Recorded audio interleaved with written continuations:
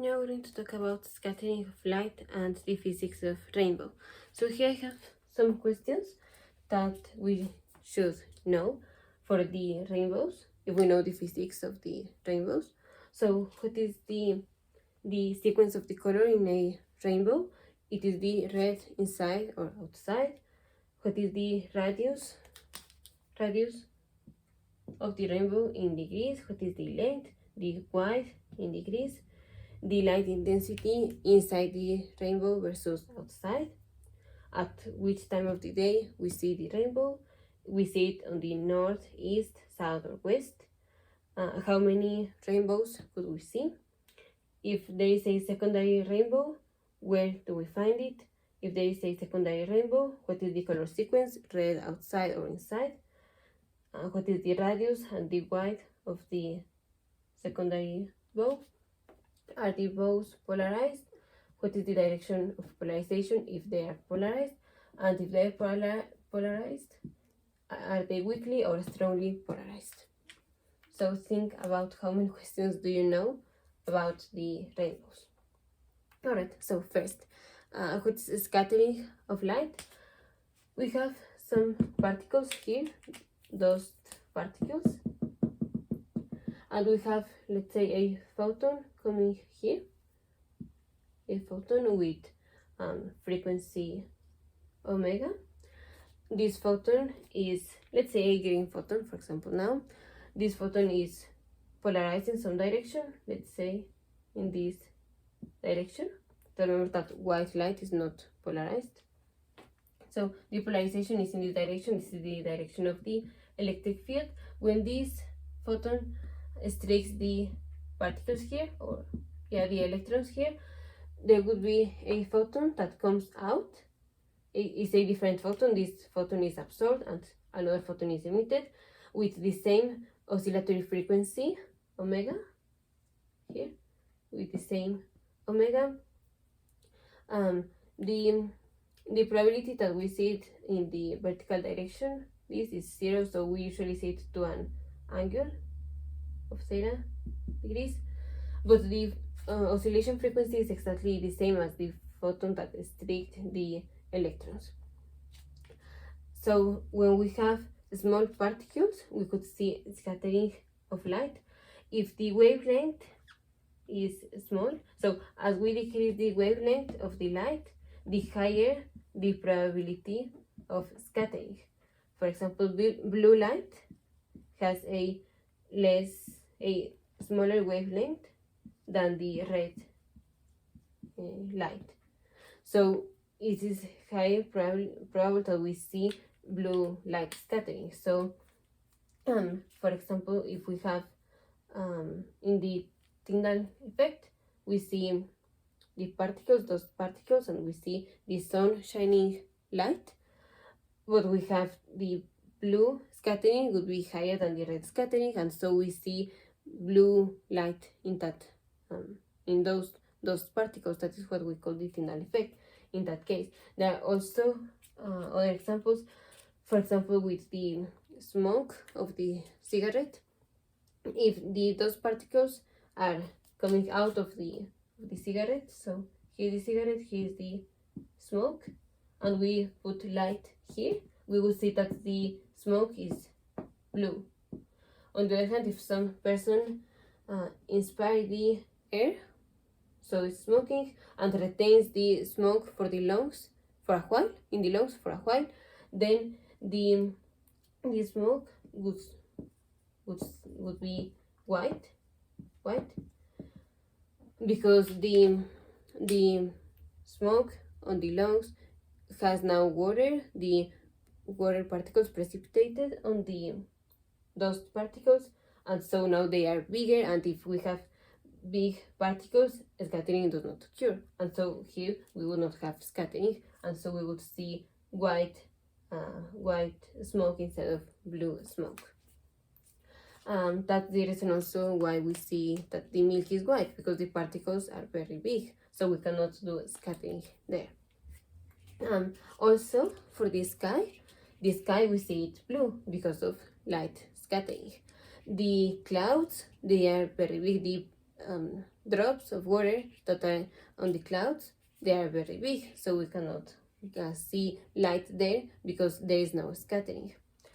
In the sky, so here we have the sun. Here we have the sun, and here we have the sky. So here are all the particles in the sky, and we will see blue light scattering. So we will see that the sky is blue, and first is blue. So the first wavelengths or first waves that come to our eyes are the blue, the green, certainly the blue first, so we see it's blue.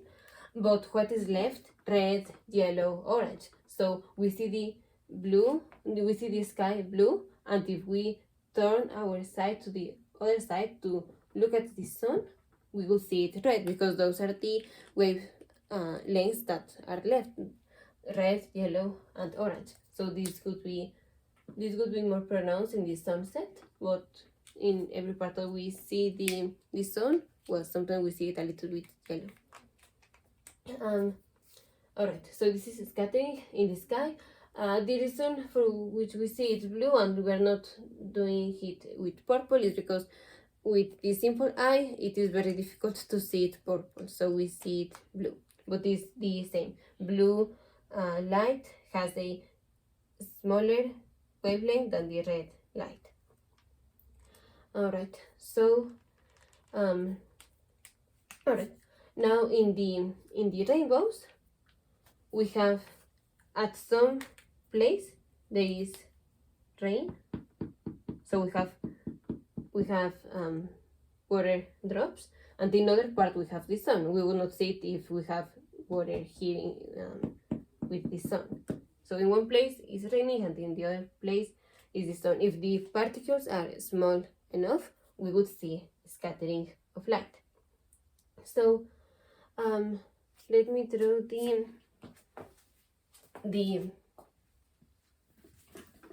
draw a water drop,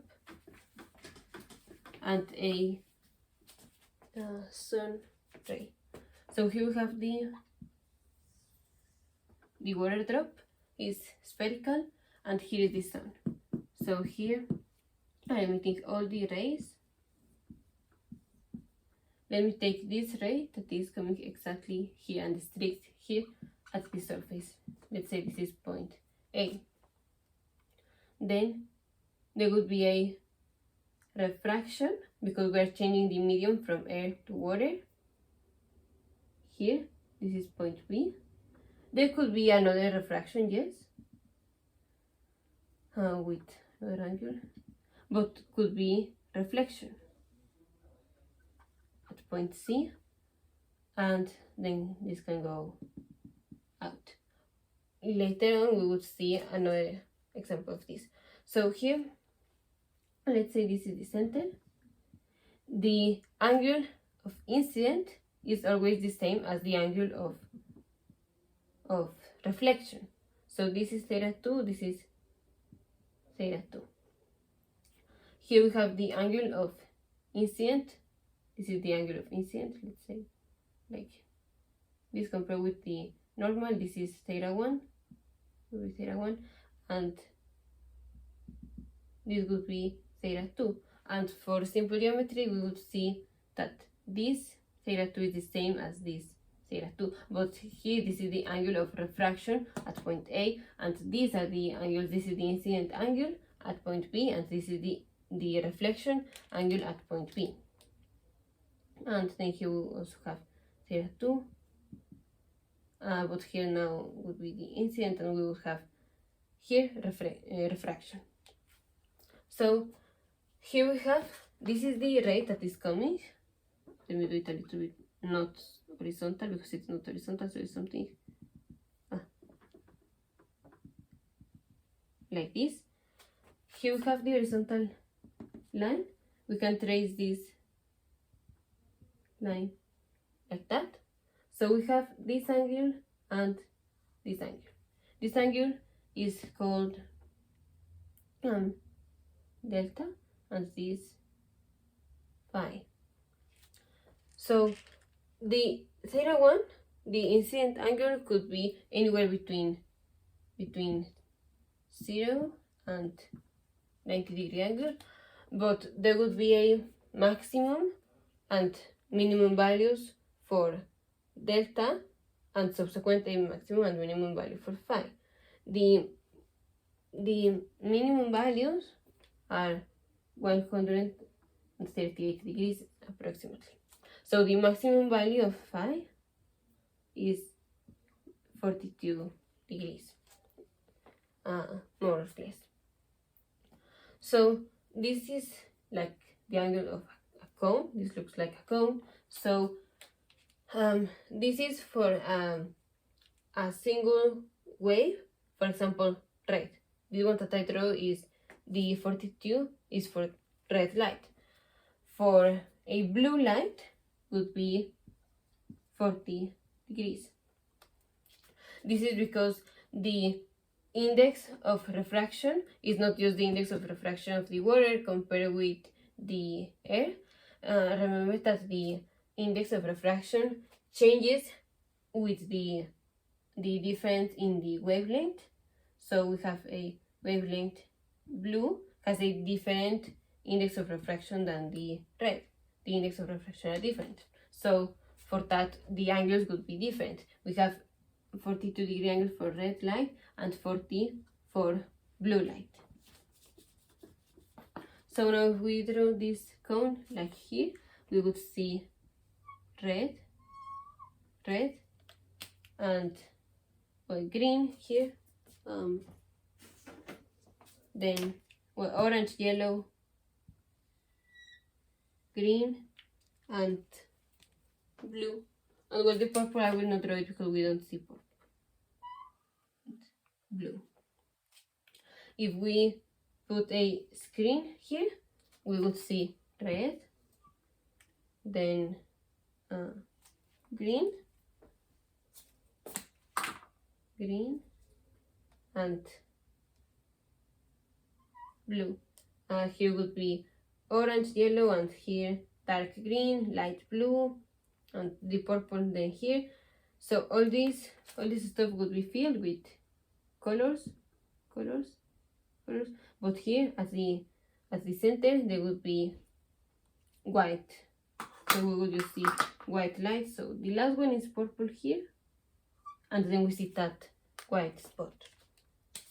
So inside the rainbow we see white, or we see more light intensity than outside. Actually, outside the rainbow we could see the forest or whatever we have as a background, and inside the rainbow maybe we could not see it very clear. Alright, so the same that is happening here is happening for this ray, for this ray, for this ray, and also if the sun were like this is exactly the same. So we would see our rainbow like red,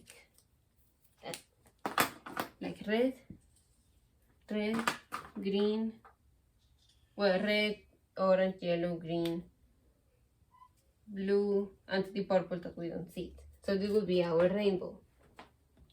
So we have the width of the rainbow, we have the length of the rainbow. The length of the rainbow is not so easy in the sense that it would certainly depend on the width of the water dropped and at which time it is occurring.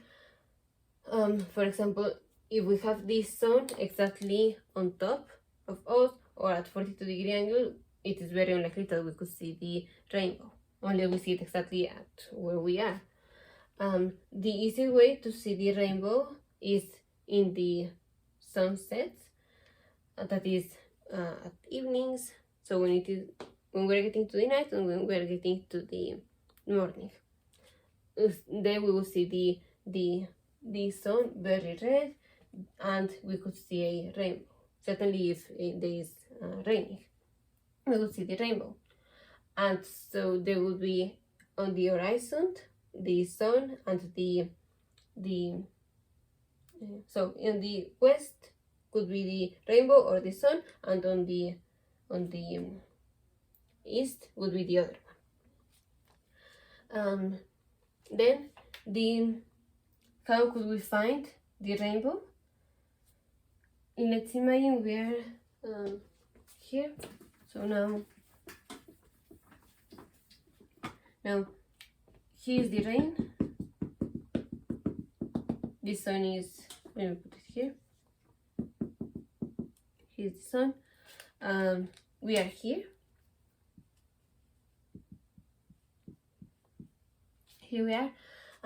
We will lift up our sight, and we wanted to see where could we find the rainbow. So these particles, remember we have this here it is striking the drop like this, and it is coming out like this. So have something like that, or more like something like that. So we have here the particles. If we lift up too much the side, if it is too vertical, we will not see anything. If we don't lift it up enough, we will see only white light. If we lift it at exactly 40-degree angle, then we would see this.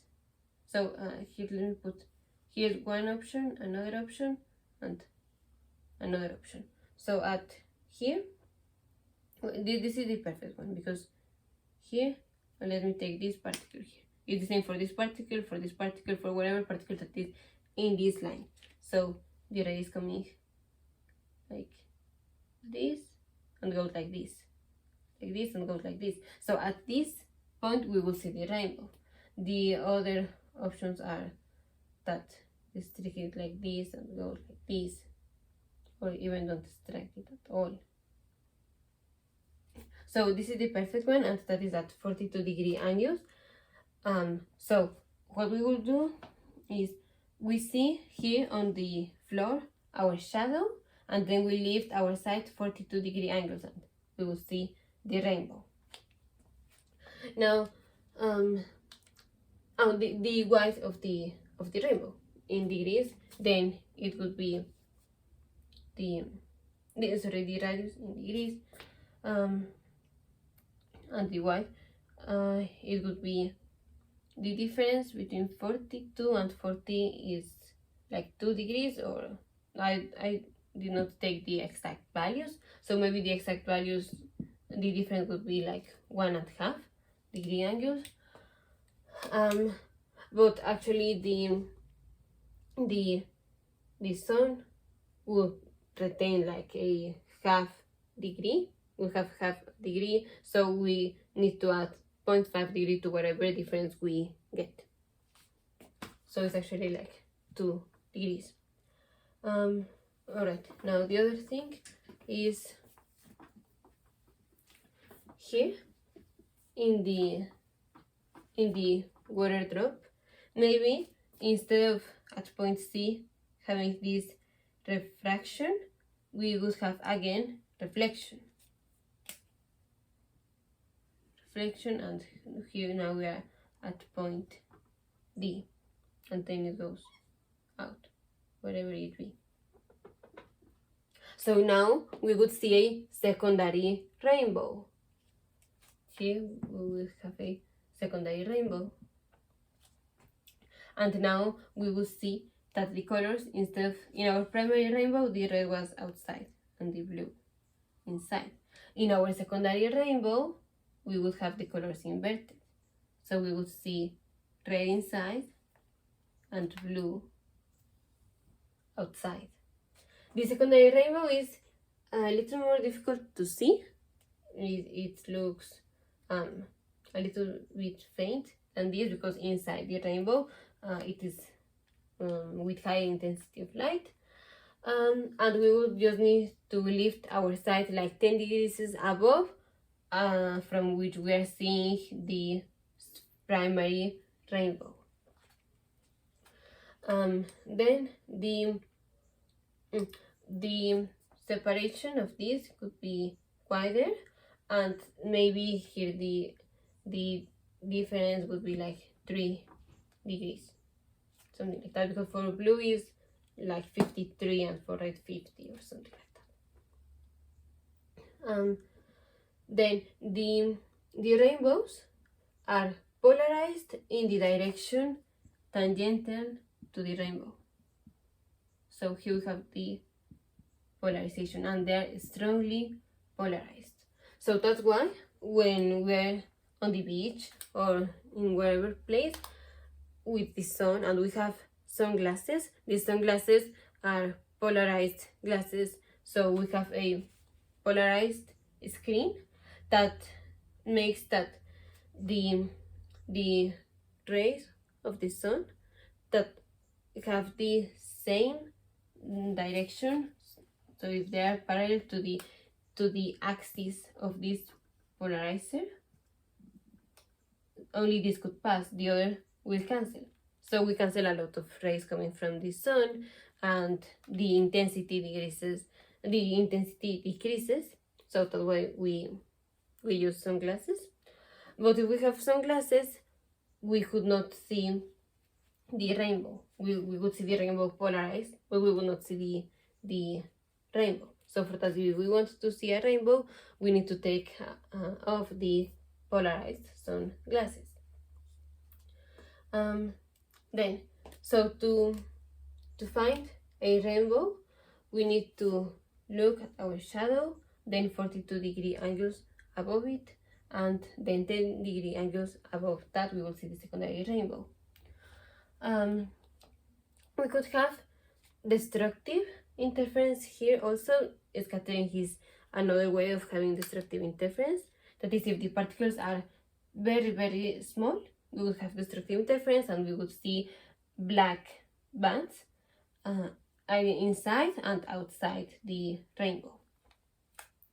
If they are even smaller, then we would see now that the rainbows, the intensity of the colors of the rainbows are vanishing. So in the extreme cases, we would just see like white lines, and that is called a white rainbow. Also, if we have, for example, the sun, and here the clouds, and we have, for example, an airplane here flying, we see the shadow of the plane here, and we would see that it is encircled by, it is not called a rainbow, it is called a glory, that are the colors of the rainbow, but in a circle. We could also see it with here we have a car, here are the flashlights, here is a person, and let's say that there is snow. Well, snow maybe is too big, but I don't know, like snow with not too big particles. We could see our shadow, and here we would see us. The person would see it here. Here we would so here the person would see the shadow like this, and would look that it is surrounded by the colors of the rainbow, so it would be like a glory, and it looks like if there is a saint, like the saint has these circles, so it is like saint, whatever person it be. So that is a glory. These similar circles, we found it if we look at the sun or if we look at the moon. We see it is easier to see it in the moon. Actually, every time I see the moon on the night, I see, well, most of the times I see the moon, here's the moon, surrounded with these colors of the rainbow. This is called the 22-degree halo. And then in the sun is another with 46-degree angle, but that is very difficult to see, apart from the 22. But in the moon, you can easily see the 22-degree angle. In the sun, don't, because we see it and it hurts the eye, so we don't look at the sun. So now we talk about the rainbows, the halos, and the glories. If we want to take a picture of the glories, so of us surrounded by the glory, we need to center the camera, or to put the camera at the center of the glory, and then take the picture. But that is a very critical point to take the picture. We would just have some seconds before the glory disappears, and maybe the glory could be changing in white. For example, we change from a cloud to another. Here in the airplane, we would see the shadow of the airplane surrounded by this glory. But if this snow has drops that are different in density or in change or in size than this, we would see a different glory. So now we have answered all these questions. Now each time that we look at the rainbows, we would see it in a different way than we did before. Now always we would look for the red outside, the blue inside. We would look for the secondary rainbow with the blue outside, the red inside, the higher intensity of light inside. Maybe we could look for a glory in other moments. With the moon, we would look for this halo, 22 degrees halo. We know that the rainbow is polarized, so we would not use sunglasses. And now we could appreciate the rainbow with such beauty, much more than every person does usually. So the look at the rainbow would be now very amazing. Rainbow would be very amazing for us, and this is a change of life to see the rainbow in this way.